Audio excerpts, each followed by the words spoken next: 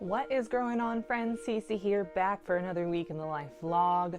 This one is extreme pandemic fatigue edition.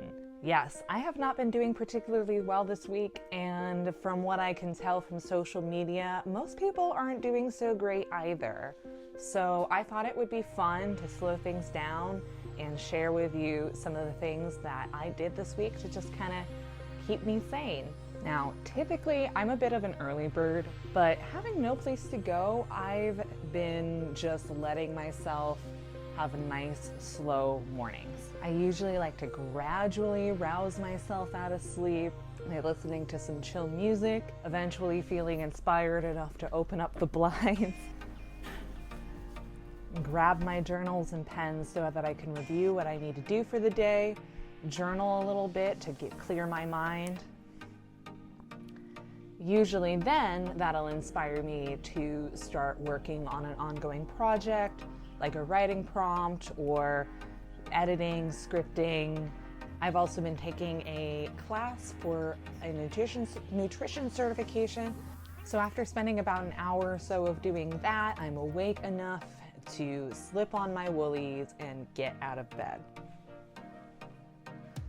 Next stop on the Morning Express is tea. When there is little other pleasure, pouring a cup of tea will do at least a little something for you. I personally prefer an herbal infusion. Not all teas are infusions, but all infusions are tea. Basically what an infusion is a high volume of a certain type of medicinal tea that elicits some sort of beneficial effect. So my favorite go-to is nettles and rose hips and just like a little bit of peppermint to taste. I find it just being so comforting and nourishing. The vitamin C from the rose hips and like all of the just amazing adaptogens from the nettles makes my mind just sing. And yes, we still need to unpack. No, you can't make me. You're not my mom. What I did do on that particular day was make a wintry linen spray using some essential oils, water, and witch hazel. So this one by my bed is totally cat safe, but the one that I made on this particular day, I wanted it to have like a little bit of an alpine feel. So there's a bit of pine, a bit of cedar, some lemon, and a little bit of peppermint, and then I also just put a couple of drops of tea tree in there too. Then I borrowed a pine sprig from Mugsy. I don't think that it actually like infuses in the water at all, but I thought it was a nice touch. And then I'll top the whole thing off with water and then a little bit of witch hazel as a preservative. While most of our plants, both inside and out, have slowed their growing, it being winter, minimal sunlight and colder temperatures, a lot of our houseplants have been in desperate need of propagation. And since there's not a whole lot to do outside right now, and I don't feel particularly safe running errands, I decided to give all of our plants a haircut, starting with my luck bamboo plant. When propagating bamboo, you want to make sure that the nodes have at least grown to 3 to 5 inches before cutting them off. And then you're going to want to have at least 1 inch at the bottom of the stalk once you remove the leaves. You'll see what I'm talking about in a moment. To do this, you'll need some gardening shears. A knife can work, but you'll see it's not ideal. Some clean glass containers, and a bit of wax to be featured later. After unwrapping your plant, gently pull the bamboo shoots apart, combing out the roots with your nails. Once the bundle is separated, clip the nodes right off at the joint and then pull the leaves off until you have about 1 inch of stem below the start of the lowest leaf.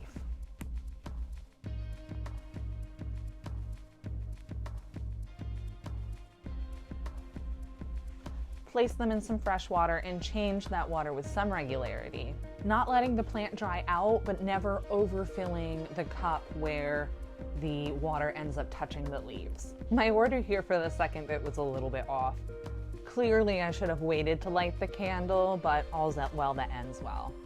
Now it's time to prune the old stalks of bamboo so that they can reproduce again. To do this, we want to cut the stalk about a 1/2 inch above the next node. Once they are all cut, I cover the tips in a little bit of wax, before placing them in a separate clean glass of water. So as I alluded, I came back to this project on another day, first to arrange my bamboo shoots.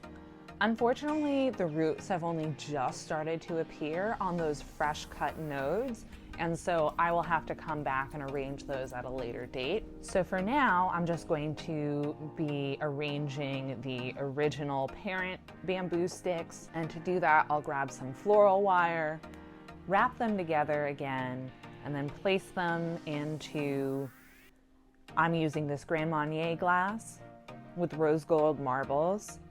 But this will also be temporary because I'd like to put this in a more suitable container once it starts to bud again. And at that time I may rewrap the stalks or just totally unwrap them, because sometimes wire, if left too long on a bamboo plant, can damage it.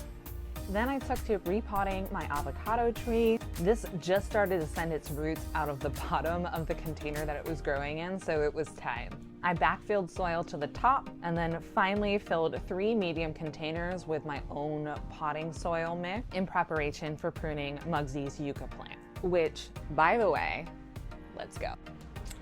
Hi, I'm in Mugsy's room to show you her yucca plant, because I kind of messed up and I didn't do a good job of filming it during the pruning process or after it. However, you will notice that this plant made a cameo in our garden cleanup video. Insert clip here. And so what happened to that plant at that time is that it had been stored in the back corner.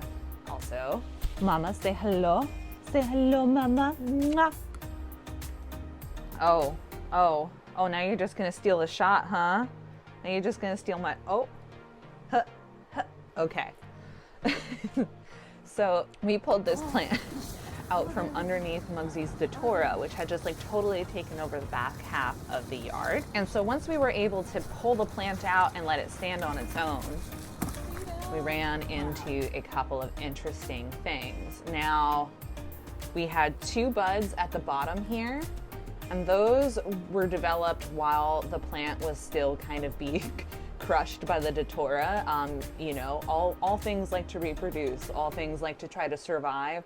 And so that was this plant's survival method. And then after we pulled it out from underneath the datura plant, it started to bud this new bud, because what used to be the main top of it had been pushed over so far and was growing kind of twisted, and so it was trying to regrow a new head. Oh yeah, and since I'm in here, I have to show you, we're talking about plant propagation, right? So I convinced Mugsy a couple months ago, because we were cooking dinner with some sweet potatoes, and she saw this sweet potato, which 110% looks like a swan, and she just couldn't stop laughing at it. And I was just like, honey, you have to just like keep that sweet potato and propagate it.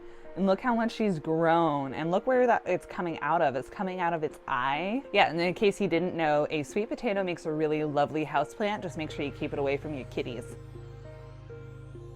Cutting the buds is very similar to the bamboo. Essentially, you clip them off at the joint, pull back the leaves until you have about a ½ inch of stem exposed, and then place the cuttings into the prepped pots. Last step, I dripped some melted candle wax onto all of the little places that we cut the plant, gave everybody a nice water, and then I thought for the smaller buds of the yucca plant, I would give them a little extra support while taking root by covering the surface of the soil with these sweet little pebbles. And honestly, that's about it that's worth vlogging about. I have a couple other kind of cozy, homey projects coming up that I will be filming and sharing with you all.